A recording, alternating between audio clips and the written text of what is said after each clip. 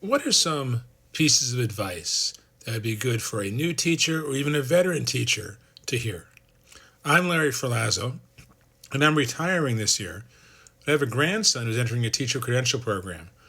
In a previous video and in my Education Week column, I previously shared some pieces of advice that I would give to him, and I have given to him. And today I want to share a few other pieces of advice. One, as longtime teacher Rita Pearson famously said, students won't really learn from someone they don't like. And I think that is often the case. So take that lesson to heart. You don't have to be friends with students, but you need to be friendly. There's lots of opportunities to have brief conversations, brief check-ins. Show students that you care.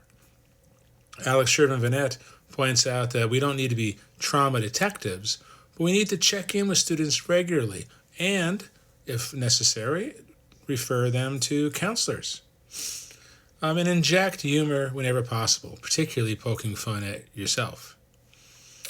2, learn from education studies, but keep in mind the comment from Dylan Wiliam, education researcher, that everything works somewhere, nothing works everywhere.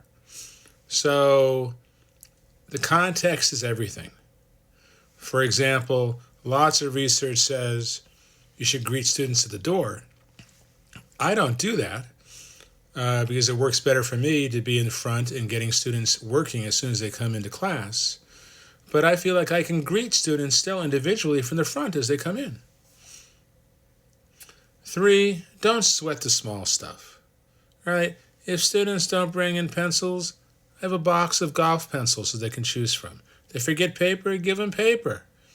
You're not going to teach them responsibility just by, requiring that they bring a pencil in. And in fact, many of our students have far more responsibilities for caring for their siblings, providing income to their families. They know about responsibility. We have a lot bigger fish to fry. Finally, don't take things personally. These are kids. They're not in control of all their emotions. It doesn't mean that you can't tell them how what they said or did made you feel, but get over it. They won't remember it the next day. Good thing that you don't either.